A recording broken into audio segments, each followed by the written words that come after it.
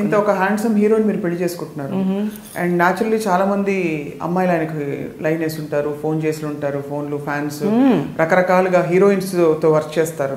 And industry కొంచెం అంటే అప్పట్లో చెప్పేవాళ్ళు దట్ ఇండస్ట్రీలో ఆ ప్రాక్సిమిటీ వల్ల రిలేషన్షిప్స్ తొందరగా ఏర్పడిపోతాయని చెప్పేసి. అంతే కదా, హీరో హీరోయిన్స్ మధ్య కావచ్చు, అప్పుడే కాదు ఇప్పుడు ఎప్పుడన్నా అంతే అది. బట్ ఎప్పుడు మీరు ఇన్సెక్యూర్ ఫీల్ అవ్వలేదు ఒక స్త్రీగా? అస్సలు లేదు. అంటే మీ మీద ప్రేమ తగ్గిపోతుందని అట్లా లేదు, ఎప్పుడు నాకు అనిపించలేదు. నేను ఒకటి ఏంటంటే బేసికల్గా నేను చాలా స్ట్రాంగ్గా నేను చాలా స్ట్రాంగ్గా బిలీవ్ చేసుకుంటా ఒకటి. రెండోది బికాస్ నేను కరెక్ట్గా ఉంటే నన్ను వదిలి ఎవరు వెళ్ళలేరు. నా పిల్లలు అవనివ్వండి, నా హస్బెండ్ అవనివ్వండి, నా ఫ్రెండ్స్ అవనివ్వండి. నేను కరెక్ట్గా ఉన్నంత వరకు, నా సైడ్ నుంచి ఏ ఇన్కన్వీనియన్స్ లేనంత వరకు, నేను వాళ్ళని అర్థం చేసుకున్నంత వరకు, నేను వాళ్ళకి ఒక అవకాశం ఇవ్వనంత వరకు వాళ్ళు ఎలా వెళ్తారు? ఎక్కడన్నా ఏ రిలేషన్షిప్లోనన్నా ప్రాబ్లం వచ్చిందంటే ఏదో ఒక అవకాశం వాళ్ళకి కల్పించడం వల్లనే వస్తుంది. అది వైఫ్ అండ్ హస్బెండ్ అవనివ్వండి, పిల్లల మధ్య అవనివ్వండి, ఏమన్నా అవనివ్వండి. మనం అండర్స్టాండింగ్గా, మనం కాంప్రమైజింగ్గా వెళ్ళిపోతూ ఉంటే గొడవలే రావు. గొడవలు రానప్పుడు వాళ్ళు మనకి దూరం అయిపోతారన్న భయము ఉండదు. నేను ఎప్పుడు అదే బిలీవ్ చేస్తా, అదే ఫాలో చేస్తా. ఇంతవరకు నేను సక్సెస్ఫుల్గానే ఉన్నా. సో నాకు ఎప్పుడు కూడా ఇన్సెక్యూరిటీ అనిపించలేదు. అదే నేను చెప్తున్నా మీకు, రాజశేఖర్ గారి దగ్గర నాకు నచ్చింది అదే. ఆయనకి ఫ్యాన్స్, అమ్మాయిలు, అభిమానులు ఎవరున్నా కూడా నాతో డిస్కస్ చేయకుండా, నాతో చెప్పకుండా ఏ ఇష్యూ ఉండదు. ఒకవేళ ఒక అమ్మాయి ఫోన్ చేసి మీరు నా దగ్గరికి రండి అని అన్నా కూడా నాతో ఆయన చెప్తారు. ఇట్లా పలానా అమ్మాయి ఒక ఫోన్ చేసి ఇట్లా నాకు ఫోన్ చేసింది తెలుసా అన్నది కూడా. చాలా ఇన్సిడెంట్స్.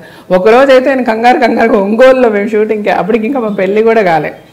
బట్ అదే నేను చెప్పాను కదా, వి ఆల్వేస్ ఎప్పుడు అనుకునేవాళ్ళు మన ఇద్దరం పెళ్లి చేసుకుంటే బాగుంటుంది, కానీ పెళ్లి చేసుకోవడానికి అందరూ ఒప్పుకోవాలి. ఎవరికి ఎగెయిన్స్ట్గా అయితే నేను చేసుకోలేను అన్న కాన్సెప్ట్లో మేము ఉన్నప్పుడు నేను చాలా బోల్డ్గానే మేము లివ్ చేసామండి. మా పెళ్ళికి ముందు కూడా ఇప్పుడు మూవీస్ లైక్ నవభారతం ఈ సినిమాలంతా యాక్ట్ చేసేటప్పుడు ఆల్మోస్ట్ మేమిద్దరు ఒకే రూమ్లో ఉండేవాళ్ళమి. పక్క రూమ్లు ఉన్నా కూడా మోస్ట్ ఆఫ్ ద టైమ్ నేను తనతోనండి. మేము ఇండస్ట్రీలో మేము పెద్ద టాపిక్ కూడా అయ్యాం. చాలా మంది మా గురించి మాట్లాడుకోవడం కూడా జరిగింది. పెళ్ళి అవుతుందో లేదో మళ్ళీ మన నవ్వుల పాలు అయిపోయామే 10 మందిలో అని నేను ఎప్పుడు అనుకోలే. నేను అంటే ఎక్కడ ఏ రోజు నేను అనుకోలే. మా మదర్తో కూడా, మా మదర్ చాలా బాధపడేవారు, మా ఫాదర్ బాధపడేవాళ్ళు. ఇట్లా ఏంటి ఇంటర్వ్యూస్ అంత పేపర్లో ఇట్లా ఇస్తున్నారు రాజశేఖర్, వాళ్ళ అమ్మాయి వాళ్ళు చెప్తే వాళ్ళని చేసుకుంటానని, మరి మీరు ఇద్దరు ఇట్లా తిరుగుతున్నారు అనేవారు ఆయన. సో నేను ఒకరోజు మా పేరెంట్స్కి చూసి చెప్పేశాను, మమ్మీ ఇంతే. కానీ అది నాకు ముందే చెప్పాడు. సో వెదర్ ఆయన వేరే పెళ్లి చేసుకున్నా చేసుకోకపోయినా, నేనైతే తను పెళ్లి చేసుకోకుండా మేము ఇలాగే ఉంటాం, మా రిలేషన్షిప్ ఇలాగే ఉంటుంది. There will be no change in ఆ రిలేషన్షిప్. బట్ అది ఇంకో అమ్మాయి వచ్చి ఉంటే అంటే అప్పుడు ఒకవేళ అమ్మాయి యాక్సెప్ట్ చేయకపోతే maybe would have been good friends. అది తన ఇష్టము, ఆయన ఏం చెప్పుకుంటారో ఎట్లా చేసుకుంటారో అది తన సోల్మేట్స్ అని మీకు ఫీల్ అయ్యారు. అంతే, నేను అలాగే ఫీల్ అయ్యి, తను అలాగే ఫీల్ అయ్యారు. తను యాక్చువల్గా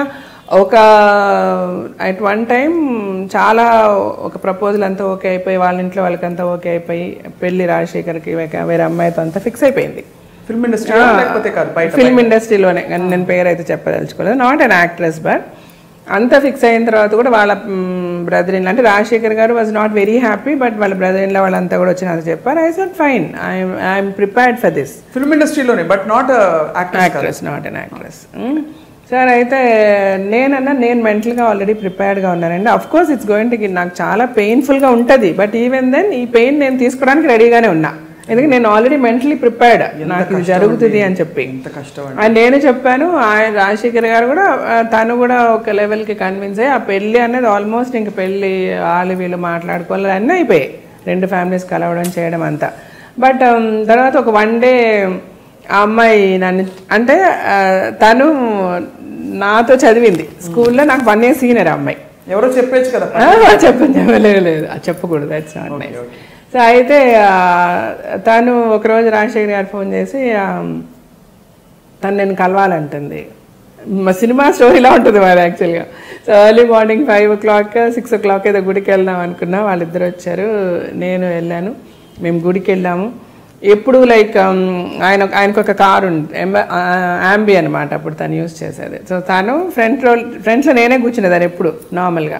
ఆ రోజు మటుకు ఆ అమ్మాయి కూర్చుంది, నేను వెనక్కి కూర్చున్నాను. మేము వెళ్ళాము, గుడికి వెళ్ళాము, చూసాము, అన్నీ అయింది. మనసుకి హలో అంటే హలో, నేను చెప్తున్నాను కదా హలో అంటే హలో అనుకున్నా. మా ఇంటికి నేను వెళ్ళిపోయాను. I fell very sick. తర్వాత నాకు చాలా అంటే ఎవరితోనూ షేర్ చేసుకోలేము. అట్ ద సేమ్ టైం ఇద్దరికీ పెయిన్ ఉంది. నేనైతే చాలా హై ఫీవర్ వచ్చేసింది. ఒక 1 full day నేను రాజశేఖర్ గారికి కూడా ఫోన్ చేయలేదు. తర్వాత మా మదర్ షీఈస్ వెరీ అండర్స్టాండింగ్. మా మమ్మీ అయితే సరే ఆవిడైతే she is no more now, I miss her a lot.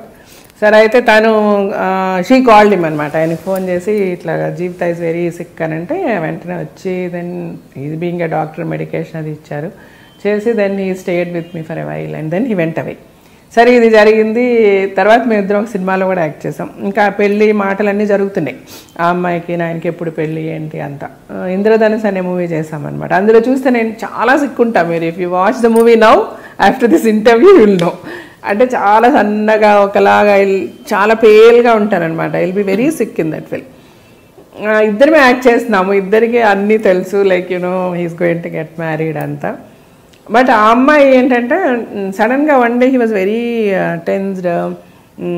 Shoot అయిపోయిన పక్క రూమ్లో ఉంటాం కదా, చాలా టెన్స్డ్. ఏంటి ఫోన్లో వెళ్తున్నారు, మాట్లాడుతున్నారు, వస్తున్నారు అంతా. So then I asked him ఏంటి ఏమైంది, వాట్ ఈస్ ద ప్రాబ్లమ్ అని అంటే no we have an issue. వాళ్ళ పేరెంట్స్ ఆ అమ్మాయికి నేను నీ గురించి చెప్పాను కదా, ఈ అమ్మాయి వాళ్ళ పేరెంట్స్కి చెప్పి so then now she insist me that మన ఇద్దరు మీ పెళ్లి చేసుకోవాలంటే hereafter you should not నువ్వు జీవిత గారితో మాట్లాడకూడదు, మీరు తనతో యాక్ట్ చేయకూడదు, ఇవన్నీ చెప్పారు మా పేరెంట్స్ చెప్తున్నారు. ఎందుకంటే అలా వదిలేస్తే అది మళ్ళీ ప్రాబ్లం అయిపోతుంది ఫ్యూచర్లో ఇలాగన్నారు. సో నేనైతే చెప్పేశాను చాలా క్లియర్గా, అది ఇంపాసిబుల్. నా లైఫ్ని మీరు డిక్టేట్ చేయొద్దు. యాజ్ ఎ వైఫ్ మీకు ఏ ప్రాబ్లము రాకుండా నేను చూసుకుంటాను. అది నా సైడ్ నుంచి ఏదైనా తప్పు జరిగిన రోజు మీరు మాట్లాడండి. ఈరోజు మీరు వాళ్ళతో మాట్లాడద్దు, వీళ్ళతో మాట్లాడద్దు అని డిక్టేట్ చేయడం కరెక్ట్ కాదు. అండ్ నేను ముందే నీకు అమ్మాయి జీవితం తీసుకెళ్ళాను, మీకు పరిచయం చేశాను, మా రిలేషన్షిప్ చెప్పాను, అన్నీ నీకు చెప్పాను. అండ్ చదువుకున్న అమ్మాయి నువ్వు ఇట్లా చేయడం కరెక్ట్ కాదని నేను మాట్లాడుతున్నాను. నేను రైట్ ఆ రాంగ్ అని అడిగారు ఆయన. I said right or wrong చెప్పే పరిస్థితులు అయితే నేను లేను. ఫస్ట్ ఆఫ్ ఆల్ మీరు ఏ డెసిషన్ తీసుకున్నా ఇట్స్ ఓకే నాకు, because you don't trouble yourself. మీరైతే ట్రబుల్ అవ్వద్దు, దీని గురించి ఎందుకు టెన్షన్.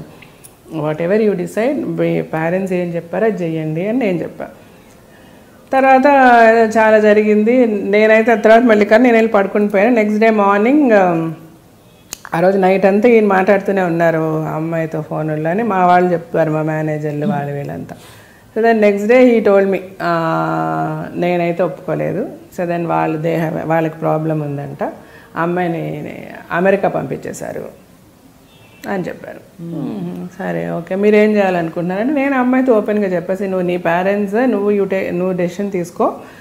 అమ్మాయికి యాక్చువల్గా ఈ ప్రపోజల్ వచ్చింది, ఆ అమ్మాయి చాలా ఇష్టపడి ఈయన చేసుకోవాలని చాలా పెద్ద లెవెల్లో వచ్చే మాట్లాడారనమాట. సో ఈయనకి బాగా తెలుసు అమ్మాయికి ఆయన అంటే ఇష్టమని. సో నా వరకు అయితే నీకు ఏ అష్యూరెన్స్ అయితే నేను ఇచ్చానో అవన్నీ ఓకే. అలాగే మా పేరెంట్స్కి కూడా ఇష్టం కాబట్టి ఐ విల్ మ్యారీ యూ, నేను కేర్ఫుల్గా నేను చాలా బాగా చూసుకుంటా. బట్ జీవిత విషయం నేను ముందు నుంచి నీకు చెప్పిందే. తను ఎప్పుడు కూడా నాకు మంచి ఫ్రెండ్గా ఉంటుంది. మా రిలేషన్షిప్ ఎంతవరకు ఉంటుందని అది నీకు అనవసరం. మేబీ నేను తర్వాత కూడా తనతో మాట్లాడినేమో, అది వేరే. బట్ నాకు అది కండిషన్గా పెడితే నాకు నచ్చదు. అది నాకు I cannot take it. So you take a call, నీ పేరెంట్సా నేనా అని నేను చెప్పేశాను. తను వాళ్ళ పేరెంట్స్ మాట విని యూఎస్ వెళ్ళిపోయింది. ఫర్గెట్ ఇట్ అన్నారు ఆయన, అంతే. ఆ తర్వాత మామూలుగా మేము 2-3 ఫిల్మ్స్ యాక్ట్ చేసాము. మగాడు టైంలో ఈ మెట్ విత్ అన్ యాక్సిడెంట్. ఆ యాక్సిడెంట్ అయితే వాళ్ళ ఫ్యామిలీ. సో ఐడియా ఎక్కడి నుంచి వచ్చింది పెళ్లి చేసేసుకోండి మీరు ఇంకా చాలు అనేసి? పెద్దవాళ్ళు చెప్పారా? వాళ్ళే చెప్పారు. వాళ్ళే అంటే ఇంకా యాక్సిడెంట్ తర్వాతనే హాస్పిటల్లోనే ఉన్నారు ఆయన. ఆల్మోస్ట్ 1 month 1.5 month హాస్పిటల్లో ఉన్నారు. తనతో నేను హాస్పిటల్లోనే ఉన్నా. ఆ తర్వాత ఇంకా హాస్పిటల్ నుంచి డైరెక్ట్గా వాళ్ళ ఇంటికే తీసుకెళ్ళాను. నేను మా ఇంటికి కూడా పంపేలా. వెంటనే పెళ్ళి అని అనుకున్నారు. బట్ ఆయనకు ఆల్మోస్ట్ 1 year అయింది కోలుకోవడానికి రాజశేఖర్ గారికి. He was almost on crutches for about 7-8 months crutches మీదే ఉన్నారు తను. అప్పుడంతా నేను వాళ్ళ ఇంట్లోనే ఉన్నా. టోటల్ ఇంకా తను టేక్ కేర్ చేసిందంతా నేనే, నాకే వదిలేశారు మొత్తం. తర్వాత తనకు బాగా అయిన తర్వాత పెళ్ళి అని అనుకున్నాము. ఆ లోపల మా ఫాదర్ చనిపోయారు. ఇంకా మళ్ళీ 1 year ఆగి పెళ్లి చేసుకున్నాం అనమాట.